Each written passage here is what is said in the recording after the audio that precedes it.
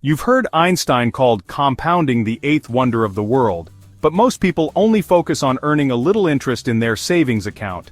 The rich understand the second part: if you're not earning from compounding, you're paying for it.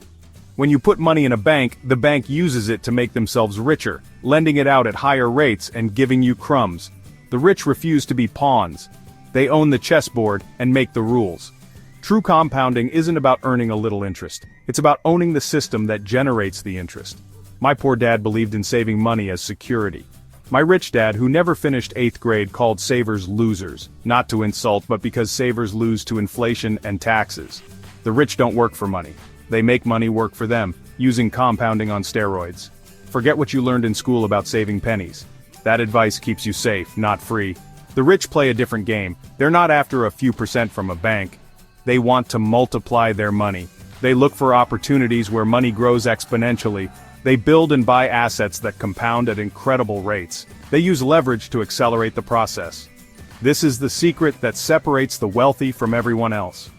It's not just about understanding compounding, it's about using it the way the rich do.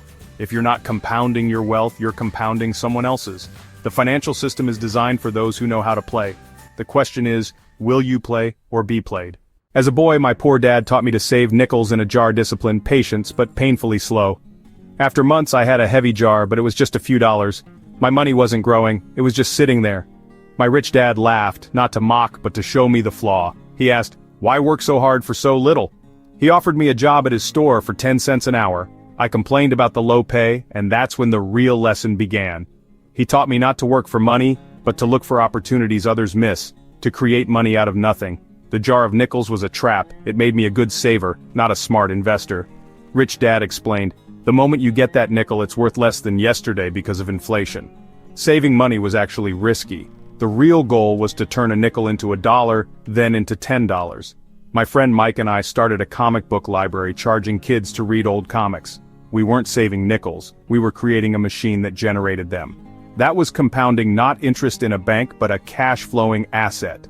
The poor and middle class save their money. The rich build or buy assets that compound their wealth, often while they sleep.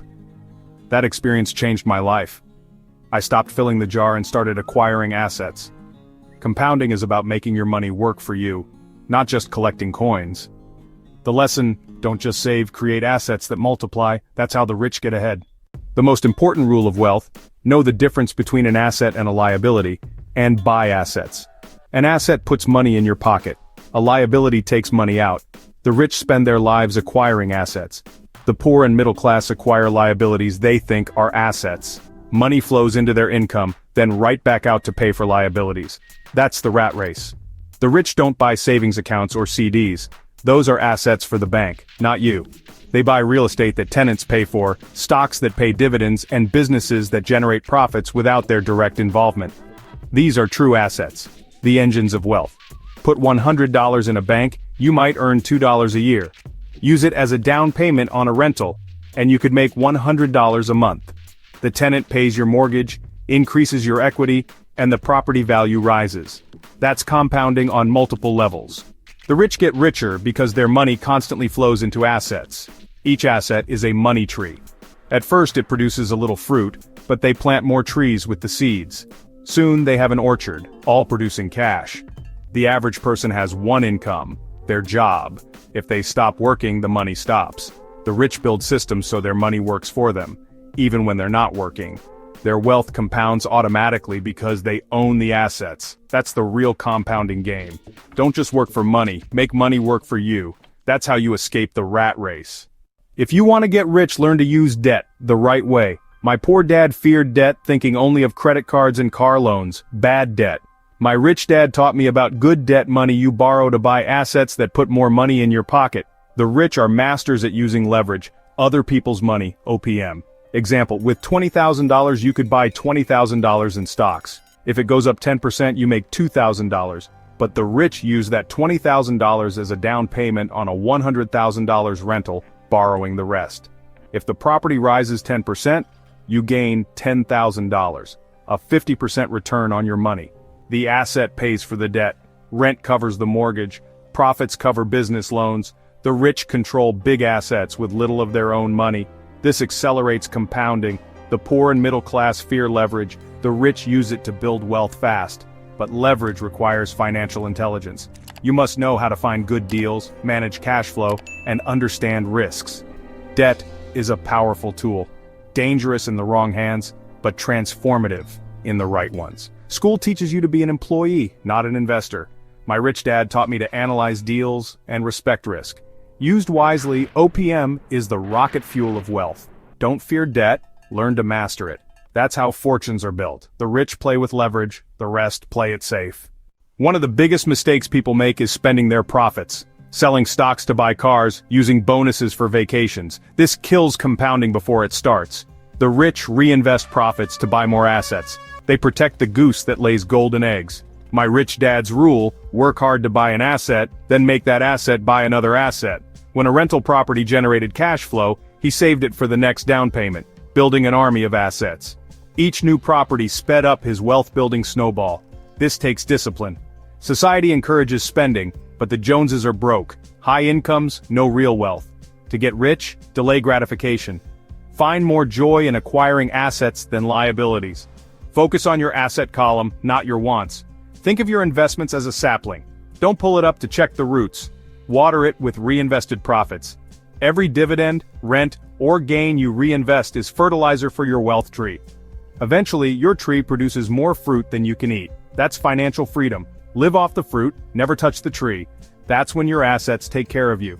Compounding works only if you let it grow. Protect your profits. Reinvest relentlessly. That's the path to lasting wealth. Compounding isn't just about money. The rich compound knowledge, relationships, and reputation. Assets more valuable than cash. A strong reputation brings opportunities, trust, and better deals. One broken promise can wipe out years of trust. The rich guard their reputations fiercely. Ideas also compound. Great ideas come from compounding knowledge, reading, learning, connecting concepts. The rich are voracious learners, always investing in their minds. A sharp mind sees opportunities others miss. Your brand compounds too. Every positive experience, every product, every piece of content builds on the last. A strong brand creates loyalty, attracts talent, and commands higher prices. Companies like Apple and Coca-Cola built billion-dollar brands over decades. The rich think like brand managers, always asking, does this action build my long-term value? Invest in your reputation, ideas, and brand as relentlessly as you invest in assets. These are the foundations of lasting wealth. Money can be lost, but a great reputation and sharp mind can rebuild it. Faster every time. Compound everything, not just your bank account. Understanding is just the start. You need action, a compounding machine of your own. Here's a 4-step plan. First, pick your compounding vehicle. Real estate, stocks, or business. Choose one and master it. Learn everything. Read, take courses, find mentors. Become a specialist. Second, start small, but start now. Don't wait for enough money. Buy a single share, start a side business, or partner on a deal. The goal of your first investment isn't to get rich, it's to learn the process and get in the game. Third, reinvest everything. For 5 to 10 years, put every profit back into more assets. This is the hardest step, but it builds unstoppable momentum. Sacrifice now, build your foundation. Your friends may buy things, but you're building wealth. Fourth, stay disciplined. The skyscraper takes time, don't settle for a tent. Your discipline determines your speed to wealth. The plan isn't easy, but it's simple, and it works. Start today, no matter how small. Let compounding do the heavy lifting. The earlier you start, the bigger your results. Don't just dream, act. Build your compounding machine. That's the path to financial freedom. The journey starts with your first step. If you doubt the power of patience and reinvestment, look at Warren Buffett. He bought his first stock at 11, started his partnership in his 20s, and quietly compounded for decades. 99% of his net worth came after age 50. For years he reinvested every dividend, lived modestly, and stuck to his strategy. Compounding is backloaded. The real magic happens later when your capital base is large. Buffett's snowball analogy says it all. Find wet snow, your strategy, and a long hill, time. He kept rolling his snowball, never cashing out for a fancy lifestyle. The lesson isn't to wait until you're 90. It's that the biggest rewards go to the most patient. It's never too late to start your snowball. Even if you start in your 30s, 40s, or 50s, the principle is the same. Start now, find your strategy, and let time work. Don't be discouraged by slow progress at first. Compounding is supposed to start slow. Stay in the game long enough to see the curve go vertical. Be patient, be disciplined, be like Buffett. We've seen how the rich use compounding in money, assets, reputation, and ideas.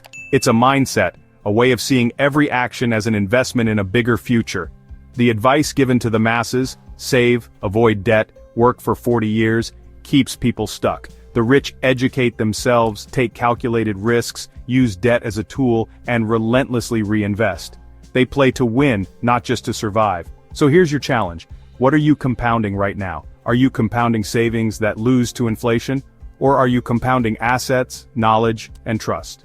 Your future is the sum of what you choose to compound, starting today. The choice is yours. You can follow the crowd, or you can build your own compounding machine. The path is simple, but not easy. Education, discipline, patience. The reward, freedom, financial and personal. So, what will you start compounding today? Share your first step.